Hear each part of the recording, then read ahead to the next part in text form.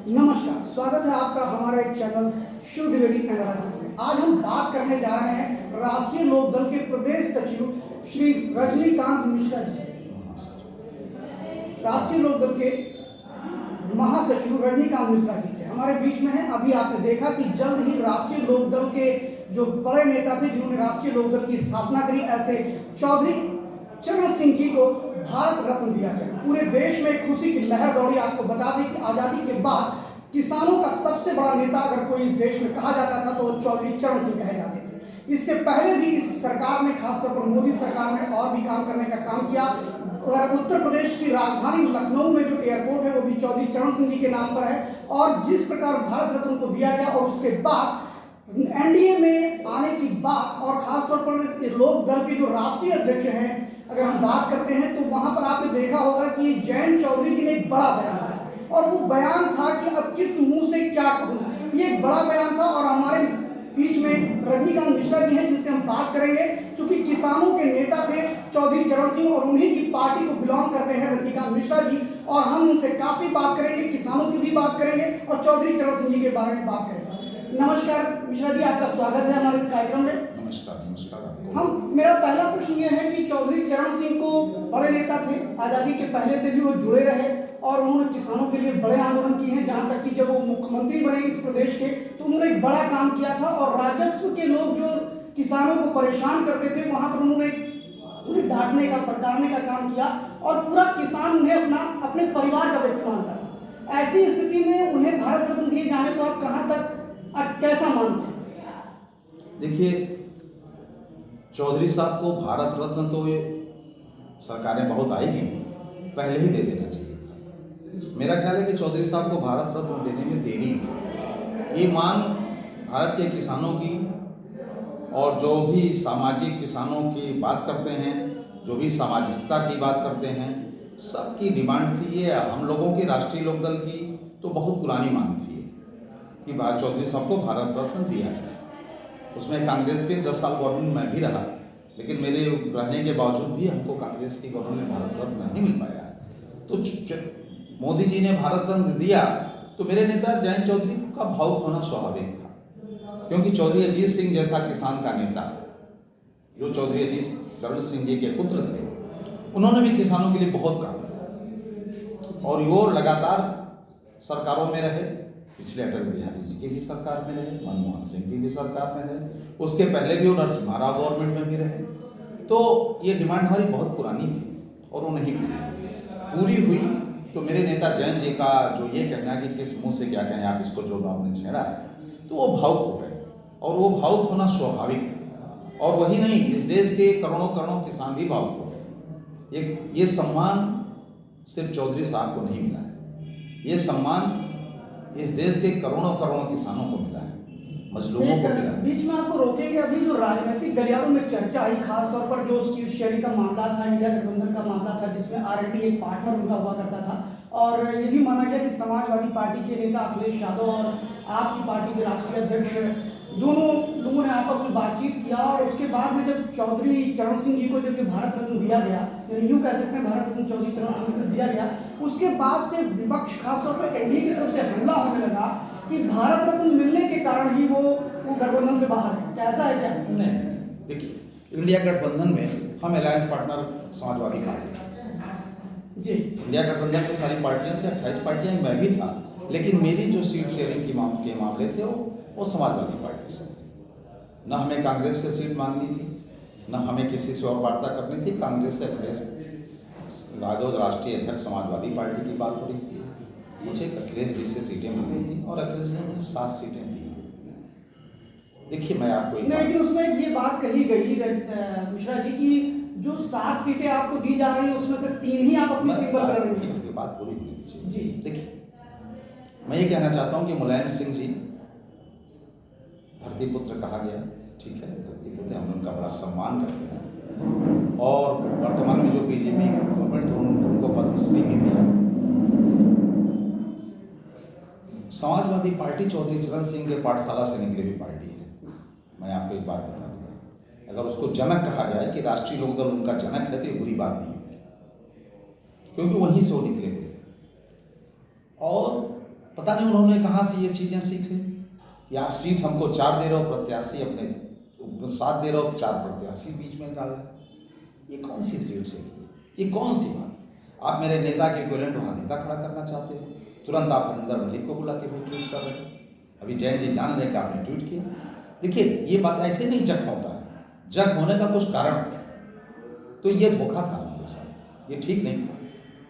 अच्छा, क्या अभी आने वाले लोकसभा चुनाव में फिलहाल अभी तक औपचारिक रूप से तो आपने घोषणा नहीं करी है कि आप एनडीए के घटक दल हैं, लेकिन जो परिस्थितियां दिखाई पड़ रही हैं उससे क्या लगता है कि आपका गठबंधन कितने दिनों में फाइनल हो जाएगा, कितने और इसमें कितनी सीटों पर आप लोग लड़ रहे हैं? देखिए अब मुझे थोड़ा समय दीजिएगा बीच में सवाल। देखिए हम किसान, कामगार, मजलूम, नौजवानों की बात, हम इनकी बात करते हैं, हम महिला सशक्तिकरण की बात करते हैं। चाहे वो आज का परिवेश हो, चाहे पीछे का परिवेश हो, चाहे चौधरी चरण सिंह जी के जमाने का परिवेश हो। आपको मैं बताऊं, जितने किसान आंदोलन हुए इस देश में, तमाम राजनीतिक पार्टियां हैं, आप बताइए कौन उन किसान के साथ खड़ा हुआ? एक्सेप्ट राष्ट्रीय लोकदल के नेताओं को, चाहे वो अजीत सिंह जी हो, चाहे मेरे नेता माननीय जयंत चौधरी जी हों, कौन खड़ा हुआ? चाहे दिल्ली गेट का मामला देख लीजिए, अजीत सिंह का स्वास्थ्य नहीं ठीक था, उम्र हो चुकी थी, बेहोश हो गए जाके वो किसानों के बीच में, लेकिन वो गए, उनकी बात किया। जब इतनी लंबी आंदोलन चली और जिस तरह से वर्तमान की सरकार ने उसको कुचलने की कोशिश की, राकेश टिकैत जी रोने लगे, तो एक मेरे नेता के एक फोन उस आंदोलन को जिंदा कर दिया, अजीत सिंह जी का।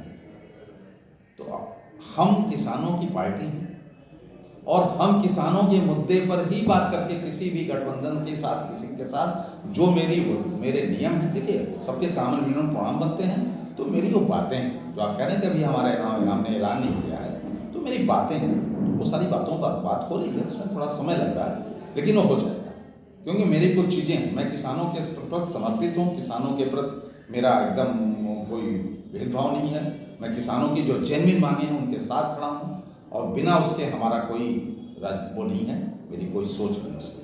अच्छा, एक चीज हम पूछना चाहेंगे कि जब किसान मूवमेंट की बात आती है तो किसानों का आंदोलन 1858 से लेकर 62 के बीच में नील की खेती को लेकर शुरू हुआ था, और ये किसानों का आंदोलन लगातार चलता रहा, चाहे वो राजस्व ग्राम में जमींदारी का मामला हो, चाहे ऐसे बहुत से विषय थे जिनको लेकर समय समय पर किसान आंदोलन चलते रहे। 1858 से 62 के बीच में एक आंदोलन हुआ, एक 1875 में आंदोलन हुआ, पापा का आंदोलन हुआ, फिर क्या नाम है खाड़ी खेरली का आंदोलन हुआ, ऐसे कई आंदोलन होते गए देश के अंदर, जिसमें सरदार वल्लभ भाई पटेल भी 1918 के आंदोलन में थे, और वहीं से वो बड़े नेता निकले, किसानों के नेता बने और बड़े नेता बन के उभरे। इन परिस्थितियों में आज का जो किसान आंदोलन चल रहा है, खासतौर पर सिंधु बॉर्डर पर जिस प्रकार गुरिल्ला युद्ध चल रहा है, इस पर क्या कहना है? नहीं, ये नहीं होना चाहिए जी, न शासन की तरफ से होना चाहिए जी, और न किसानों की तरफ से होना चाहिए। जी, शासन को भी उनकी बात सम्मानजनक ढंग से उनसे बात करनी चाहिए, और उनको भी अराजकता नहीं फैलानी चाहिए कि आप दीवार तोड़ देंगे, बॉर्डर घुस जाएंगे, सड़क जाम कर देंगे, लोगों का इम्तहान छुड़ा देंगे, ये भी नहीं होना चाहिए। मैं किसानों से निवेदन करता हूँ, और मैंने ये भी कहा था, अभी एक चैनल में बैठा था कि देखिए आप अपनी बात करते रहें, बातचीत नहीं बंद होनी चाहिए, लेकिन जिस तरह से कुछ इसमें लोग ऐसे घुस जाते हैं जो इसको उग्र कर देते हैं। अभी देखिए किसी किसान संगठन के नेता का एक बयान आ गया, बड़ा शर्मनाक बयान था। उन्होंने क्या कहा कि हमें मोदी की छवि राम मंदिर से बढ़ गई है, तो उसको मुझे खत्म करना है। ये कौन सी बात है? आप तो आंदोलन को कमजोर कर रहे हैं, ये गलत बातें हैं। अभी कुछ दिन पहले योगेंद्र यादव थे जो काफी एक्टिविस्ट कहे जाते हैं, कभी वो किसी दल, आम आदमी पार्टी में उन्होंने काम किया है, कुछ दिन पहले वो सेटल्स के तौर पे मतलब एक क्या नाम है, अगर आप बात करें तो वो सर्वे एजेंसी चलाते थे अपनी, फिर आम आदमी पार्टी के साथ आए, अभी वो भारत जोड़ो न्याय यात्रा में भी चल रहे हैं। उनका एक बयान आया था कि हमने तो पिच तैयार कर दी थी 2022 की, समझिए आप, उत्तर प्रदेश के चुनाव को लेकर के आप ही नहीं खेल पाए, तो क्या आपको भी लगता है कि पिच तैयार करने की तैयारी है, ना कि किसानों की बात है? देखिए ये बड़बोलापन है जी, किसी का भी कि हमने पिच तैयार कर दी जी, ये बातें। देखिए आप ठीक है सर्वे कर रहे हैं, सब कर रहे हैं, लेकिन आपने एक पिच तैयार कर दी, कौन सी पिच आपने तैयार कर दी? अच्छा, दूसरी चीज आपसे ये गलत। आपसे मैं एक चीज और पूछना चाहूंगा, क्योंकि आप किसानों की पार्टी के इतने बड़े नेता हैं, और अभी आपने बताया भी कि आपकी पार्टी हमेशा किसानों के साथ खड़ी है।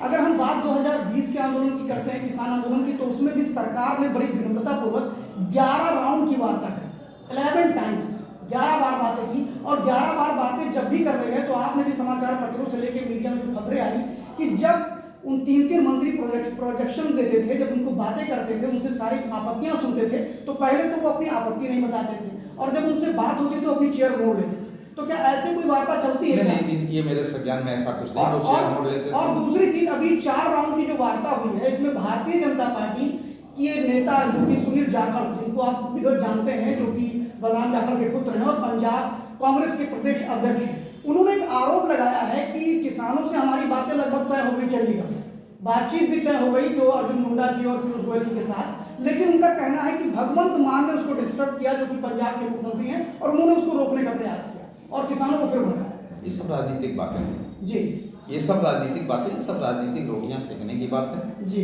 इस सब बातों में कोई दम नहीं है जी। देखिए, किसानों की जो जनरल समस्या है एमएसपी की बात, उस पर होनी चाहिए। बहुत सारी बातें किसानों की मान ली गई, जैसे मुकदमे वापसी की बात थी, जो मुआवजे की बात थी, और जितनी बातें थी वो सारी चीज़ें मान ली। 1-2 पॉइंट है, हमें ख्याल है कि उससे वार्ता से इसका हल निकलेगा, और हमारे नेता भी उस पर लगे हैं। मेरे विधायकों के साथ उन्होंने बैठक भी की है, और इनके शेर संतुष्ट से वो बात इस पर बहुत जल्दी हुई। अच्छा, आपको ध्यान होगा कि जब पंजाब का चुनाव 2022 में आया था, तो केजरीवाल के जो जितने भी नेता थे, खास तो केजरीवाल स्वयं थे, और उसमें भगवंत मान को कहते थे कि जब पंजाब में हमारी सरकार आएगी तो किसानों की सारी बातें मान ली जाएंगी। तो और वो भी आप भी जानते हैं कि जो एग्रीकल्चर है वो समूह की सूची में आता है। सेंट्रल गवर्नमेंट सिर्फ नियम कानून बना सकती है, लेकिन उसको इम्पोज करना, उसको लागू करने का काम तो राज्य सरकार करती है। जैसे कि एमएसपी की भी बात करें तो राज्य सरकार का भी शेयर होता है, अकेले सिर्फ सेंट्रल गवर्नमेंट का शेयर नहीं होता। यही मामला छत्तीसगढ़ में भूपेश बघेल जी के साथ फंसा था सेंट्रल गवर्नमेंट का। तो क्या केजरीवाल जी अपने लेवल पर भगवंत मान इसको नहीं निपटा सकते? देखिए, केजरीवाल जी का दोहरा चरित्र है। मैं आपके चैनल बहुत साफ कह रहा हूँ, अन्ना आंदोलन से निकले हुए नेता हैं। अन्ना जी कहाँ चले गए बेचारे, उनका पता नहीं है। वो तो अपने कमरे से नहीं निकलते।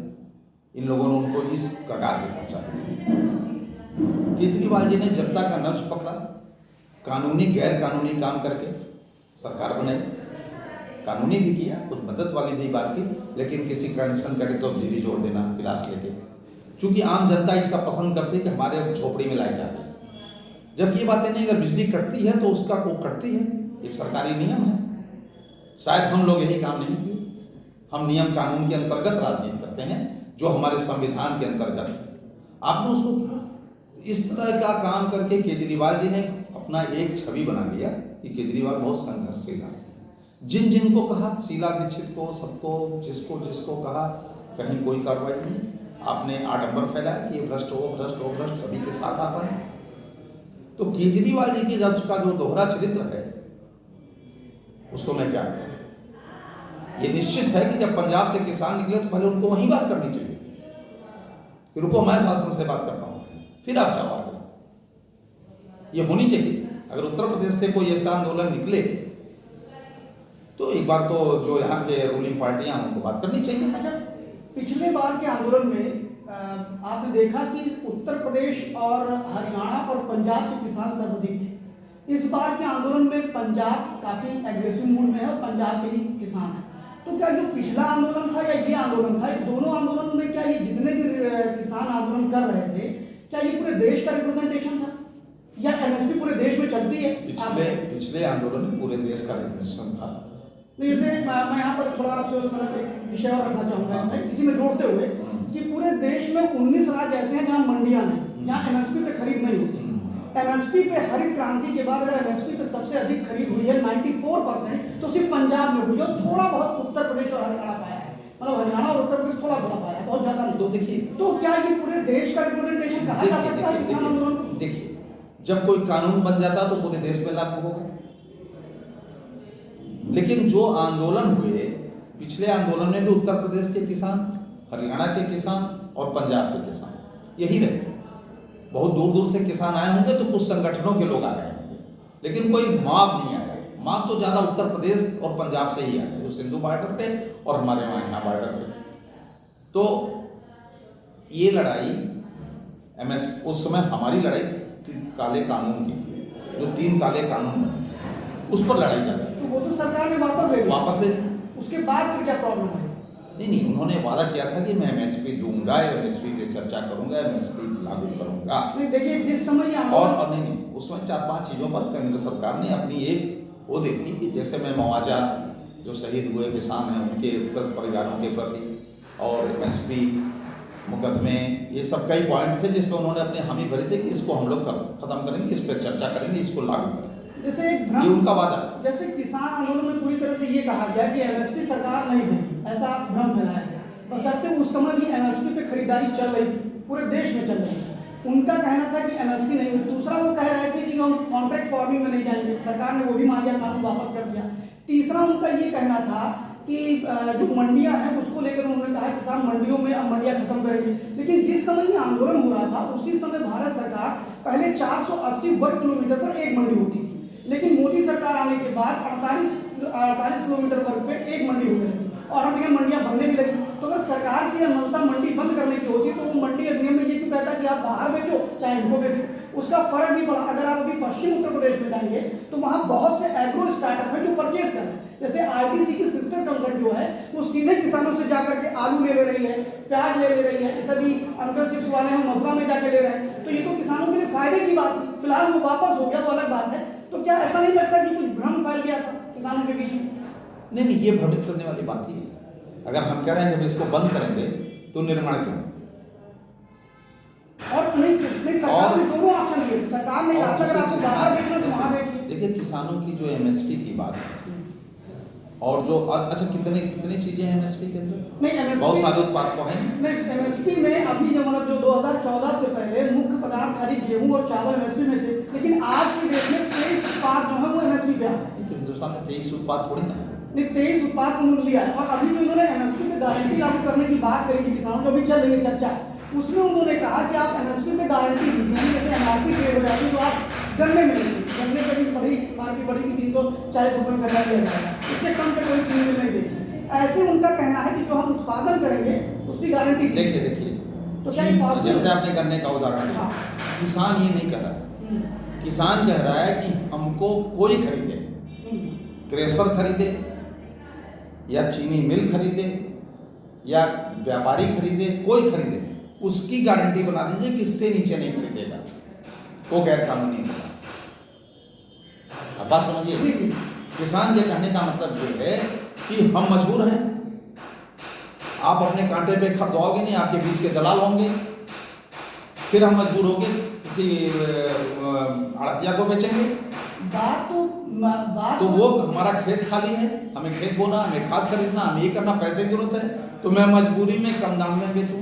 ये गारंटी बन जाए कि 340 का गन्ना मिल ले रहा है तो 340 गन्ना क्रेशर वाला भी। बात यही है कि जो लोग ये कह रहे हैं कि हम आप खरीद नहीं कर पाते हैं या उसको क्या नाम है सरकारी मंडियों में नहीं बेच पाते हैं, वही जो सबसे अधिक बेचते हैं वही तो आंदोलन कर रहे हैं।